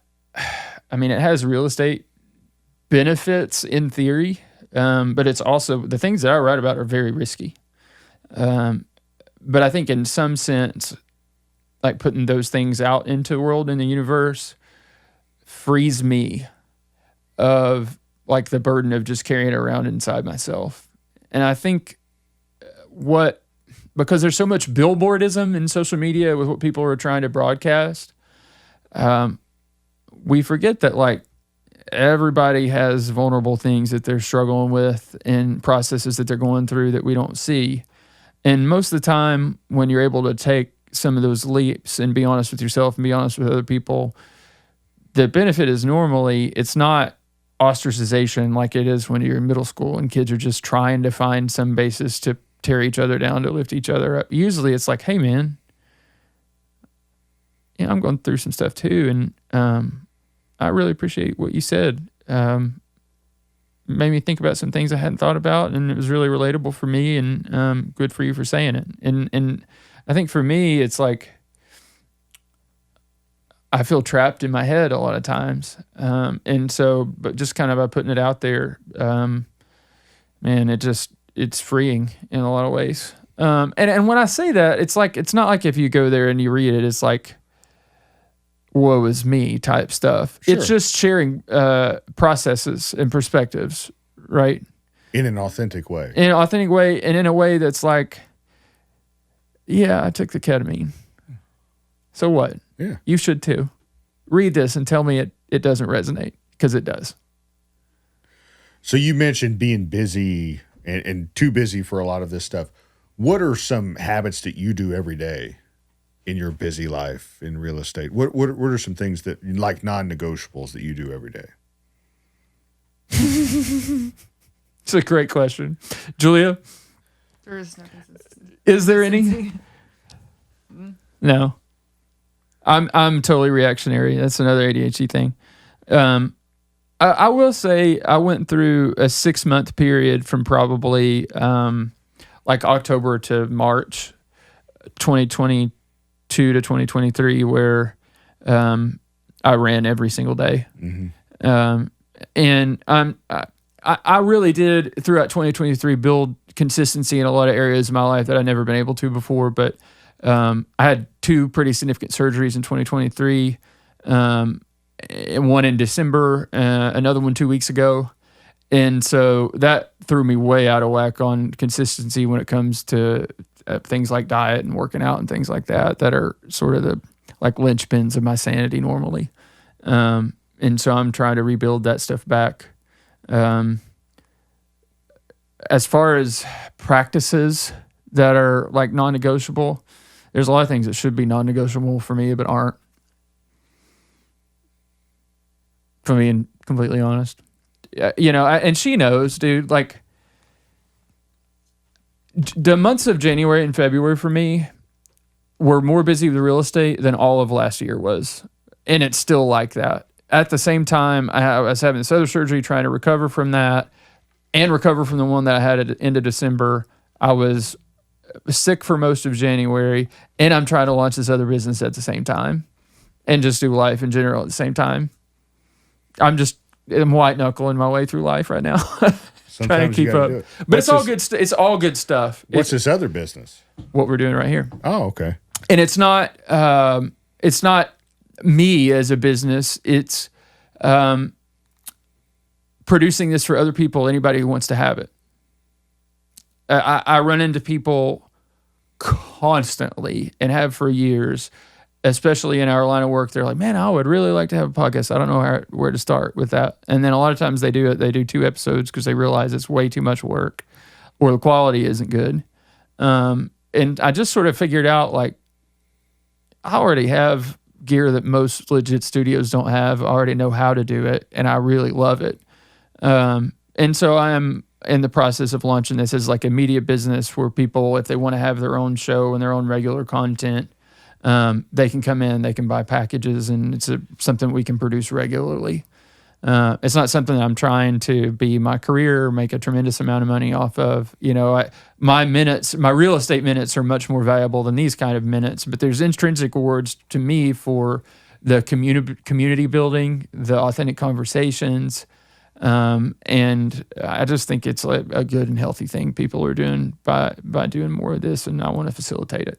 That's awesome, man. So that's why you saw all the equipment down on my foyer. Okay. Everything that's in this room that you see expanded as set up is all condensed in that form in my foyer right now. So, and the genesis of that was I did a Florida trip in the fall. The doctor, right? Well, multiple, but a doctor friend of mine in South Florida, I went to visit him, and we filmed a couple interviews with him. And I had used, there are other businesses there that this is what they do. And I used a studio there in Boca Raton to film. And they told me, like, yeah, we have locations in 12 different cities, and this business is really working, and we love it. And they're just flying all over the country, operating these podcast studios. And so I'm like, well, there are 3 times as many people here in Lexington as there are in that city. And I know everybody here, and I already know how to do this. And so, I mean, that's their thing. They do 40 hours a week. They keep schedule full, a lot of clients. But my thought was, like, if I can have 5 or 6 clients and do my own thing with it and have a good time with it, and has all these other tertiary benefits, it might be something cool to try. You remember when you told me you were going down to Florida? The tailgate? Yep. Was that before or after? Before. What did I tell you? You were going down there. Do you remember what prompted that conversation? Nope. Taurine. So, yeah. So my guy is obsessed with taurine right now. Yes. Yeah. So did you go down the rabbit hole? I've taurine's been something that I've implemented myself for a long time. But I mean, if I'm being honest with you, it's because of back in the day with bro science, right? Yeah. But I had not gone down a deep rabbit hole until you and I exchanged the emails. Yeah. And then I saw you go down there and talk with them. Yeah. I got a big ass thing of taurine at home. Yeah. And I think taurine's mostly found in animal products. Yeah. And for people who are not getting enough protein, adding that as a supplement can have a really profound impact. as far as, I mean, it's a pretty broad spectrum of benefits. For me, it hasn't been quite that profound. No. It's good, but with what my diet is already, it's not been a radical change. What has been significant is a whole lot of glycine and N-acetylcysteine. Pre-bed? Actually, so I have the MTHFR mutation, and so if you have that, you don't synthesize enough collagen in general compared to other people. And glycine is the most abundant amino acid in collagen. So, and people think of like, I take collagen, it makes my skin look good. Yeah. Collagen is actually the scaffolding for every tissue in your body. It's your hair, it's your organs, it's your skeleton. And so something that I need with my genetic makeup, but it's also the combination of glycine and N-acetylcysteine and the impact that has on inflammation and anti-aging and actually insulin sensitivity. A huge impact on insulin sensitivity. And also glycine has a pro-GABA effect in your brain. It's calming. So that's why people take it before bed. But no, dude, I take it like morning, noon, and night. Okay. But I just do the NAC with it at night. NAC has been something I take 1,200 milligrams of NAC a day. I think it's something, schools have thought on this, but there's some people that argue that there's so much dampening of inflammatory signaling from the NAC that it's like more than you need. Like there's research on like when athletes are trying to like put on muscle, it dampens inflammation so much that slows that down. NAC does, especially the GlyNAC combo. And so it might be something that's good to go on and go off. I would agree, and I haven't read as much about that. But NAC's also been under some fire. And let me tell you exactly what that was. And this is gonna get this episode censored from the internet. NAC was introduced as a supplement, started being sold as a supplement in the 60s. It's literally an amino acid. And so what you saw during COVID was you would see a medicine that's been on the shelf for a long time or a supplement that's been on the shelf for a long time that would pop up as a big part of the national conversation, and immediately there was a defamation campaign against whatever that was. So the things that everybody talks about from a political perspective that become these political footballs are like, was it the ivermectin, and then the what was the other one, the anti-malaria drug that like Trump was all excited about. Oh, I know. And so what's hilarious is like these drugs are on the WHO's list of 50 most essential medications. Funny story. A time in college, I lived in this really sketchy apartment. Because at the time that I needed to find a lease, it was like August and the semester was about to start, and I just had to go where I could find something. And so I'm with a buddy out at Campus Pub one night in the middle of winter, and we come home. I come back to the apartment, and I'm freezing, and I'm walking through the parking lot, and I find this pair of gloves, like driving gloves on the ground. I'm like, sweet, I needed a pair of leather gloves, and I put them on. So what I didn't know is somebody discarded those gloves because there were scabies in them. And that was a nightmare for like 2 weeks before I figured out what was going on. So I went to the doctor. I said, I have this rash all over my body that will not stop. And they were like, yeah, you have parasites. And so they said, take ivermectin and it will go away. This is 2011. I took ivermectin and in 3 days it went away. It was no big deal. And ivermectin is pharmacologically inert for human beings. It has no impact on our biology whatsoever. It's like taking Carafate or something else. We have to detoxify it, right? We have to process it in our kidneys. Yeah. But it has no pharmacological effect on human beings. It only affects parasites and bacteria.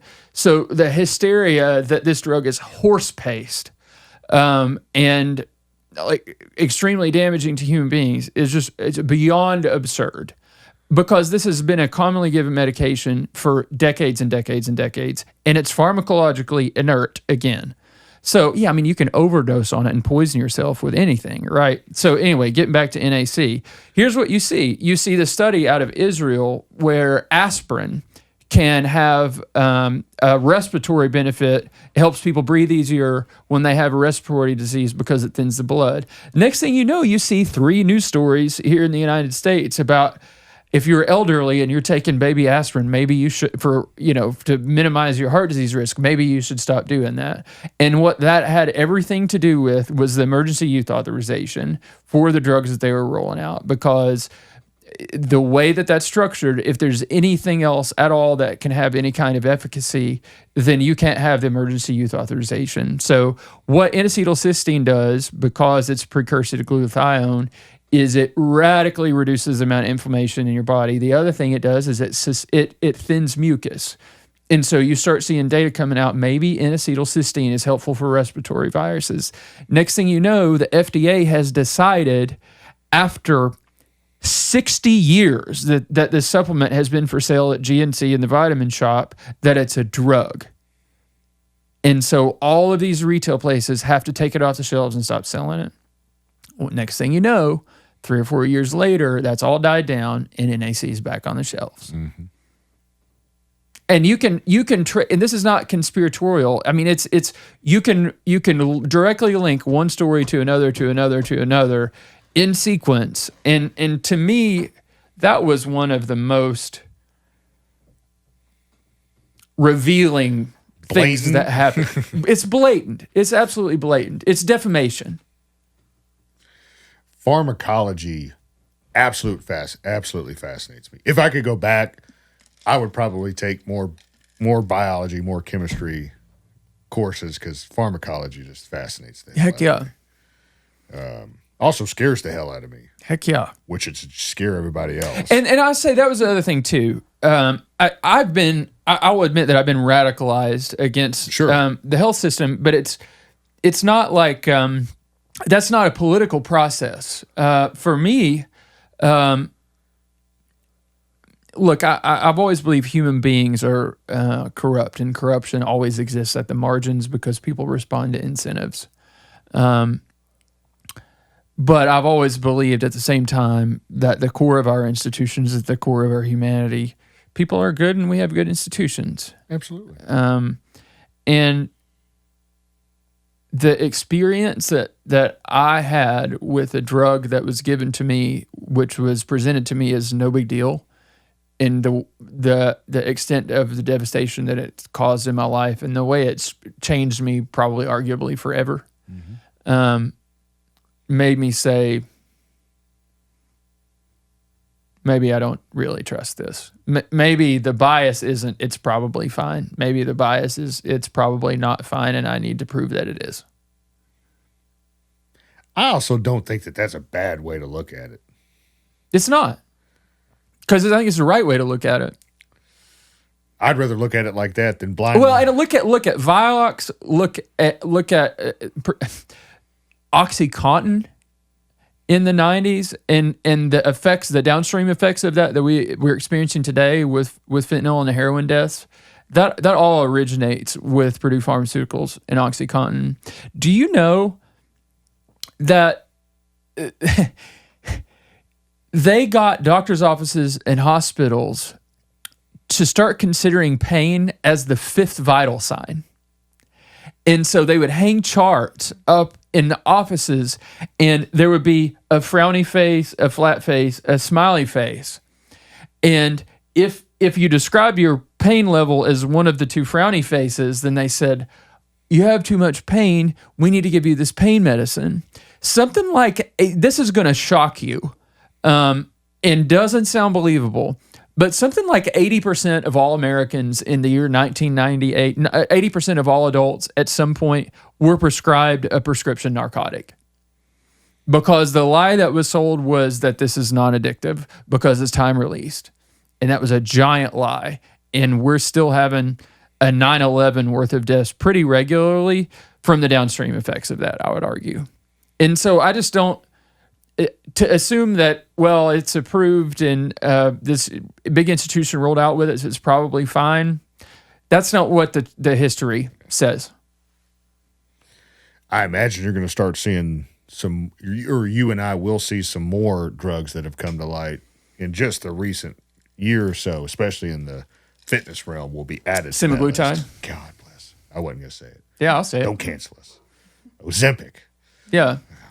Monjero. Yeah. Yeah, and I think that's going to be unfortunate too, because I think that there's a lot of hope and a lot of promise with some of these peptides. But you're going to see exactly what you're saying, and there's going to be a war on peptides across the board. You saw me. There was a couple of them that just got, CJC, 1295. A couple of them just. They're trying to make BPC 157 go away. Which BPC and TB 500. I mean, what the hell are we doing? Yeah. But I can go buy a bottle of, like you said, NSAIDs, aspirin, ibuprofen, I could go drink a bottle of that to eat my stomach lining and kill myself, but I can't take BPC or You know what else is crazy about N-acetylcysteine that you're talking about NSAIDs? If you overdose on Tylenol and you have acute liver toxicity from Tylenol and you go to the emergency room, do you know what they do? Probably give you... They give you an IV of NAC and it clears it right up. Glutathione, I feel like, came out of nowhere, by the way. Like, I feel like it was, NAC and glutathione are not new by any means. Like you said, I mean, NAC has been around for 60 plus years as a supplement. Yeah. But I feel like the popularity of glutathione has only been recently come to light. I think a lot of that's the internet. I think, things emerge in the collective consciousness because of their significance. And there was a lot of obsession in the 90s with antioxidants. And it's like, you go down that road and it's like, okay, what's the one that actually works? The most abundant one. Yeah. And I think that's a good thing. Yeah. I agree with you. I think the peptide world fascinates me. Have you taken many of them? Any of them? Yes. Yeah. Yes. Any negative experiences? We also forget peptides has a very broad meaning. I think a chain of amino acids. Correct. Just like a protein or something else. Yeah, yeah. Insulin. Right. All those have been around for who knows how long. But I think when we say peptide now, it's more of in the I don't even know what the word supplemental form. But yes, full disclosure, BPC 157 and TB 500. For nagging injuries, if you want to talk about obvious benefit in my personal experience, no question. So interesting about BPC 157. Hold on. It's also the neuroprotective and neurogenerative benefits. There are studies on, and I think mostly this is animal models, but mice whose brains are damaged from chronic administration of the drug Halidol, they've actually repaired their brains just by giving them BPC 157. It also can reset your dopamine receptors and resensitize people to stimulants. That like if you have your dopamine receptors chronically damaged by amphetamine use, it can help to heal that and reset your dopamine receptors. It also protects against serotonin syndrome. And I say this with all kinds of qualifications. I'm sure there's data that goes against some of this. Sure. But without going into too much detail, I can tell you that BPC 157 has been beneficial for me as well. Yeah. Gastrointestinal? Yeah. Well, that's what they say. They also call it the antidote for NSAIDs, essentially healing ulcers from too much ibuprofen. But there is a dark side to BPC 157 that people don't talk about, which is the anhedonia that it can cause. You take too much BPC 157, you're emotionally blunted and you're anxious. Ask me how I know. Yeah. And some of these clinics say, we haven't seen that, but they all titrate people up on it. Why do they do that? But go down the Reddit rabbit hole. I will. I got no problem going down those rabbit holes. Yeah. So anyway, what do you see in the interest rate environment. Uncertainty. Yeah. I think, in all honesty, this week was somewhat intriguing. You know, Powell was testifying yesterday and today in front of Congress. This is normally something I would be all over, and I didn't even know that. Yeah, I mean, but he stuck to the script, right? I mean, you weren't going to hear anything profound. I think we're in an interesting time from a rate perspective where it's a matter of when, right? But you talking about. I feel like we're on a conspiracy kind of train. Feels like it's just being controlled. What do you mean? Well, I mean, the Fed arguably should have manipulated rates a long time ago. Raised them. No. Lowered them. Yes. Or yes, you could go way back and you could have raised them sooner. And then, there's a lot of data to suggest they should have lowered them by now to be more accommodative because they're still very restrictive. And they've harped on inflation for a long time, and yes, we all know the target. They're trying to 2%. Get back down to 2%. Yeah, that's not going to happen for a long time. Well, and I think that's the point. It's too constrained. And again, you and I have talked about this before. There's too many variables at play as well. But I think we're at a point now where anecdotally I've noticed that people I think have become less sensitive to it to an extent. It's still out there. It's not a shock anymore. There's not as much of a shock. And again, I said this and we've talked about it. It's not even so much the rate that was the problem. It was the amount of volatility that you saw. Which was arguably unprecedented. I mean, we went from... You saw the lowest rates in history, followed by the most rapid rise in history. I mean, you went from effectively 2.5 to 8. Right. Within a 24-month time span. Right. That is absurd. Yes, it is. For a number of reasons. So that was the problem. It wasn't the fact that it was 8%. It was the fact that it was that volatile. But I think you're trading in a range now that is somewhat, or seems to be, knock on wood, somewhat stabilized. And I think you're going to continue to trade in this range until the market becomes a little bit more clear on when the Fed is going to decrease rates, which, again, I said this back in December when everybody freaked out, the last Fed meeting of 2023, when Fed acknowledged that we're probably going to start lowering rates and everybody freaked out. You saw a mortgage rate wise, at least a big improvement. And now you've bumped back up because that can is getting kicked down. I said that you have to give this some time. I by no means thought that they were going to start decreasing the Fed fund rate in March, which is crazy to say it's now. I think, Fed futures point to closer to the mid-year, May, June, July. And that, I think, is even a little bit uncertain at this point, to be honest with you. So as far as rates go, and I've always been a big believer that rates not the most important thing, which kind of sounds silly for a mortgage guy to say. But if you're buying a home because the rate was 2%, 3%, or 4%, like largely you were doing that for the wrong reason. I don't care if the rate's 2, 3, 4, or 10. If it's a good decision for you, your family, or an investment, I don't care what the rate is. Now, it's obviously going to come into play. It's going to come into play in a number of different ways. Affordability, I think, is something that you and I are talk about for probably the rest of our professional career to an extent. Some of it because of the last, call it 5 years on what we've seen. But rates will get better. I think it's just a matter of when. Good segue into don't time it. Don't try to time it. If you're waiting... And I don't care what you're waiting for, home prices to come down, not going to happen in the short term. Rates to be 2 or 3% again, not going to happen in the short term. So don't wait. If rates get in the 2 or 3s again, there's something much bigger happening that I hope never happens. That's it. And I've said that directly to consumers, and you could tell their reaction is like almost like it takes some confidence away from them or something. I was like, guys, you have to understand that arguably should never have happened. Should never have happened.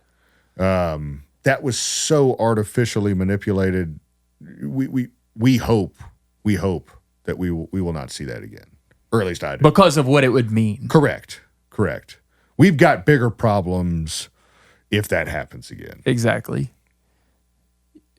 And you're saying people making buying decisions based on what the rates were. Mm-hmm. Maybe those were the conversations you were having during the pandemic years, but that's not the conversation that I was having. It was rate driven, but that wasn't what the conversation was. It was people had seen what equity had done from like 2012 up to 2019, and people felt like they were missing out by not owning real estate. And then you see rates go down, and then you see this like precipitous rise in it. And so I think there was this pressure on people where they felt like we have to do this now, or we're not going to be able to get a house. Mm-hmm. And then there was also the snowball effect of people were seeing what equity is doing for other people, and they didn't want to miss out on it. Right? They wanted to get on the gravy train, and that's why you saw so many people do the down payment, buy, renovate, HELOC, buy something else, and over leverage themselves because it was just a gravy train with equity for a while. Yeah, and to clarify, by no means do I think that was the most prevalent conversation or reasoning. I do think it played a role. Yeah, I do think it played a role in different segments as well. Second home, investment properties. True. That's true. I do think that it played a little bit of a role there, which you've seen some pullback. Dude, there were houses that I sold that got 40 offers, though. Oh. And so maybe it had more buyers in the market in terms of looking at what their payment was going to be, but there was also a lot of people for me that were like, I'm not fooling with this. Absolutely. Anyway. And that was just in this market. Correct. People forget how much bigger real estate really is. Now I think we live in a really cool place from a real estate perspective. Question. That people probably take for granted, to be honest with you. And I'm still bullish on a large amount of Kentucky. Totally agree. Which takes a lot, for me to admit, because I'm not a optimist, I would say by a lot of stretches of the imagination, but I am bullish on a lot of different areas of Kentucky. Totally agree. Over the next few years. I think in many ways, Lexington demographically, growth wise, is on the same trajectory that Nashville was a decade ago. I think you're going to continue to see industrial consolidation, which is going to take jobs away from rural communities and cause them to move to cities. But I also think at the same time, what you're going to see, and I see actually in my own practice of real estate a lot, is people who, let's say they live in Iowa or they live in Colorado and they have kids in Pennsylvania and kids in Alabama. They say, well, if we move to Kentucky, we might be able to get some land that we can afford and we can be within driving distance of our family both directions. I probably had 10 leads last year that were that exact story. I probably had 2 so far this year. Which is a concept that people don't realize where Kentucky really is geographically in this country. Yeah. Like how big of a deal 75 is or 64. Yeah. And that's why Amazon's here. Absolutely it is. Why? I mean, arguably a reason why Toyota's here. It's absolutely. And you know why it's still, again, bullish on certain things. And you've got some other industries at play as well. Bourbon's cool in a lot of different markets. And I think that's attracting a few different things from a real estate investment standpoint. Rural communities, I still think, are a part of our culture here. No question. And I think that's, again, an interesting dynamic that will always come into play. I don't think that'll go away, which I appreciate. And you don't see that in a lot of different areas. And I'm licensed in other states. I've closed loans in a few other states. But I think Kentucky is unique in that sense. Yeah. I agree, but I would say that the rural communities that are still really relevant and will continue to be are the ones that are within striking distance of bigger cities. Yeah, if you look at Eastern Kentucky, your Hazards, your Martin counties, your Boyd counties, your Lawrence counties, those places are being hollowed out. Sad but true. It's where I'm from. Yeah. But your Versailles's, your Richmonds, even your Sadievilles, your Dry Ridges, those are a different story. Lawrenceburg. Yeah, exactly. What do you see happening this year from an inventory standpoint? I think that you will see things will continue to be fairly balanced from an inventory perspective.